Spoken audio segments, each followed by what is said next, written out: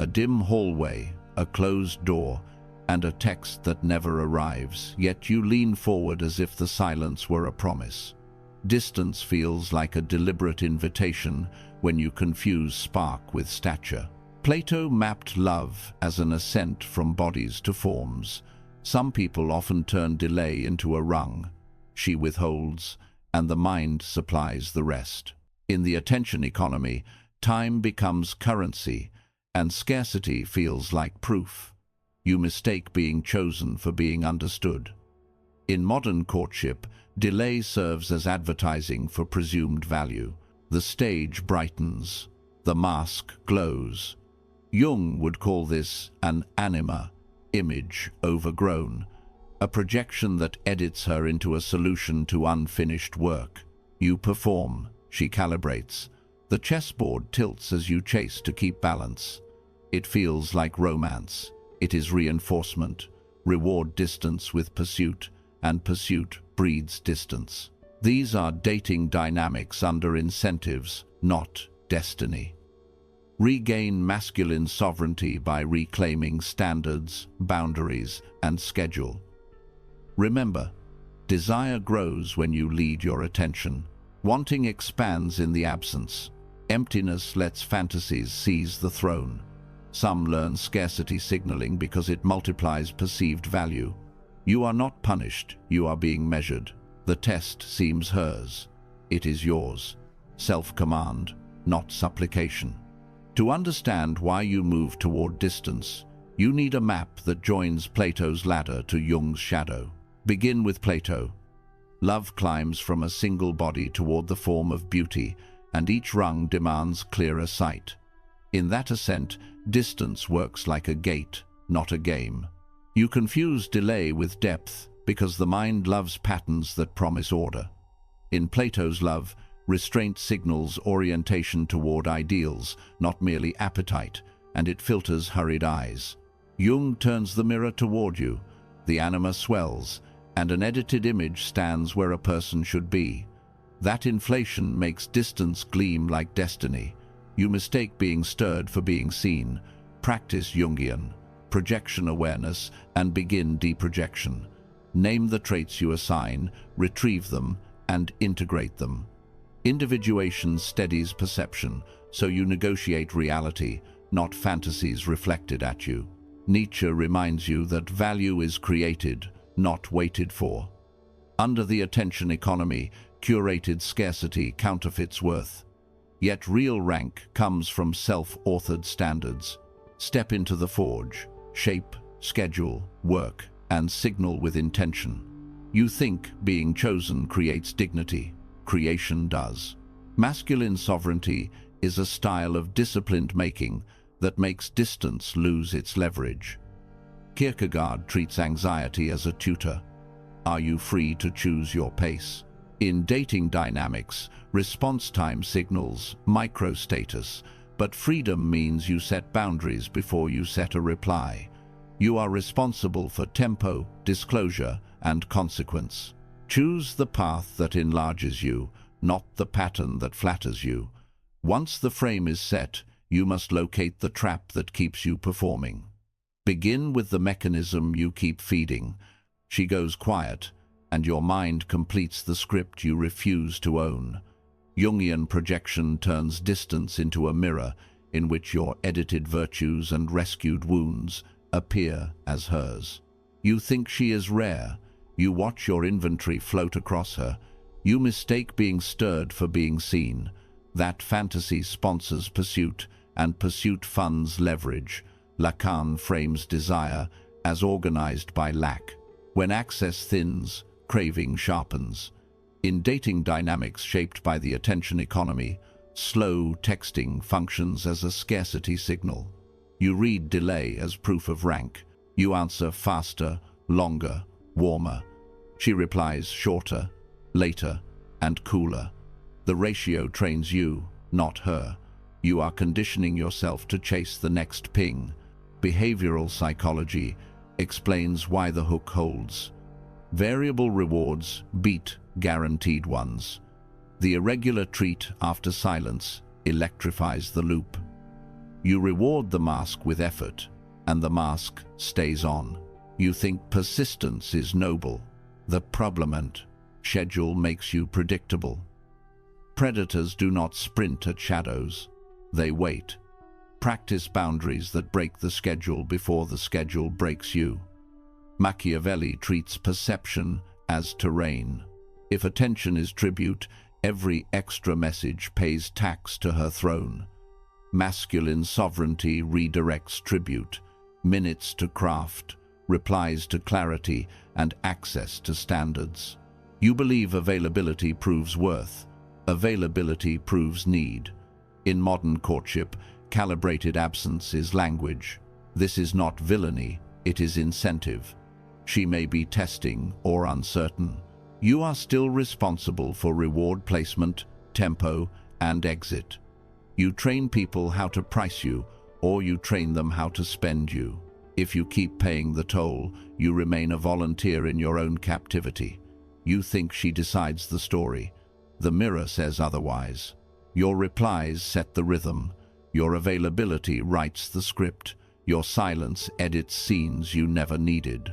Jung names the shadow you disown the impatient boy, the rescuer, the prince, and each one grabs the pen when you react.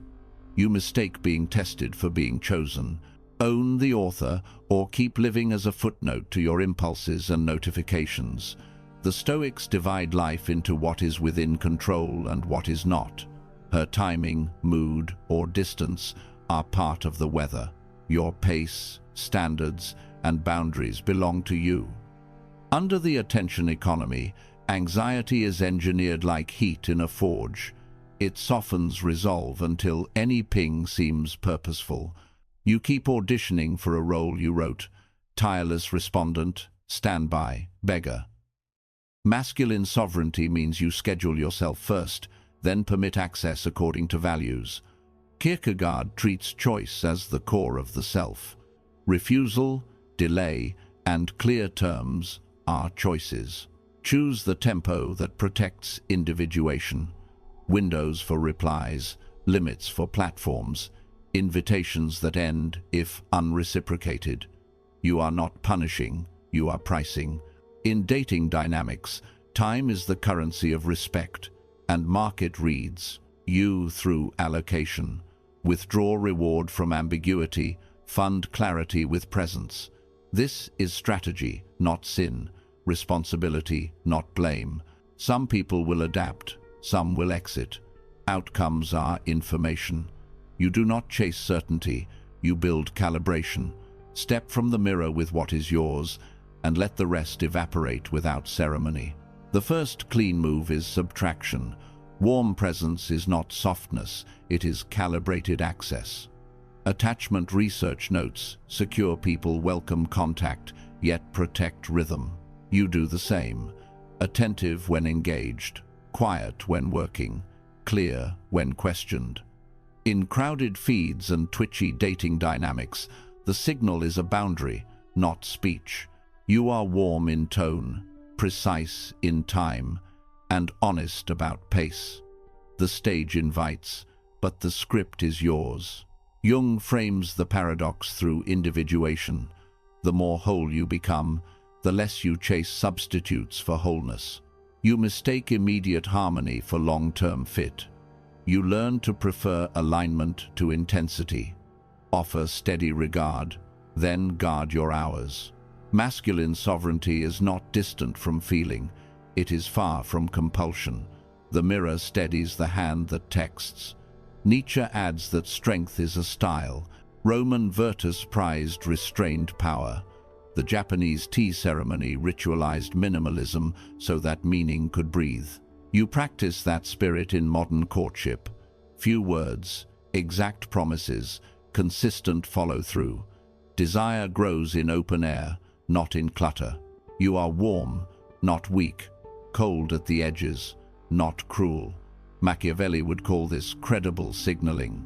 A soft no protects respect. Time-bounded availability protects momentum. You disclose interest, then let reality answer. Standards speak first, reminders come last. You mistake reassurance for connection. Connection is coordinated action. In the attention economy, scarcity without spite clarifies value. Hold the throne of your schedule without theatrics, then meet the person without performance. To hold this posture, you must pay the price others avoid. Boundaries feel warm in theory and cold in practice. When you enforce them, rooms thin out. Jung notes that individuation often isolates you before it integrates you. The psyche pulls back from noise to hear its own signal. You aren't being excluded, you are stepping into clearer air. You pay with silent evenings, unopened threads, and invitations that stop. The fire is deliberate. You harden in the forge, then return with edges that define. You mistake attention for belonging. You learn that belonging requires terms. This is masculine sovereignty earned, not announced. Shadow work steadies your inner pace. The crowd dislikes subtraction. Kierkegaard says, "Comfort loves conformity. Expect pressure." In group chats, restraint looks like arrogance. In social circles, omission reads as offense. On platforms, posting less trips, algorithms, and the attention economy demotes you. Some people weaponize ambiguity, late replies, public jokes, quiet exclusions. Predators pack hunt when a lone mover refuses the dance. Hold posture without theater. Keep your calendar sovereign, replies timed, presence brief and exact. You are pricing yourself, not punishing anyone. Nietzsche frames the cost as becoming who you are. Style is paid for in misunderstandings. Friends trained on constant access call your standards distance.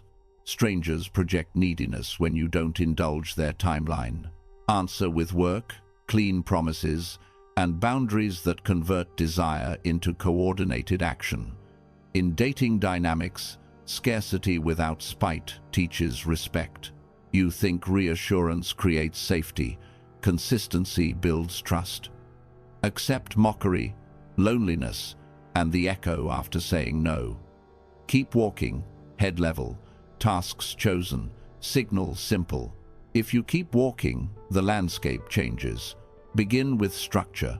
Your calendar wins, or you lose attention by inches. Set work blocks first, then social windows. Decline what breaks recovery. Accept what serves the mission. You mistake being busy for being sovereign. You choose signal over noise. Choose weekly reviews, budgets for time, and 3 priorities per day. In dating dynamics, scarcity is honest when it comes from purpose, not theater or panic. Jung grounds the stance. Integrate anima so you meet a person, not your projection. List traits you chase, reclaim them, build them. Close the loop with practice, strength, study, sleep so desire does not rent your schedule. Individuation looks like fewer apps and a deeper presence. You think reassurance builds connection, reliability does. Your boundaries stop performing, and your attention becomes a craft rather than a craving in the attention economy. Aristotle turns values into habits. Write a hierarchy: health, work, kin, friends, romance. Keep it visible. Use the 2 invitations rule. Ask twice, then release. Use text windows. Respond at set times, not on impulse. Small promises. Follow through. You mistake intensity for intimacy. Consistency is intimacy. This is relationship psychology applied at street level, without apology. Machiavelli favors predictable governance. Publish terms once, enforce quietly. Reward clarity, not volatility. Guard mornings, price late nights, and move plans to the next open square like chess. When someone respects the frame, invest.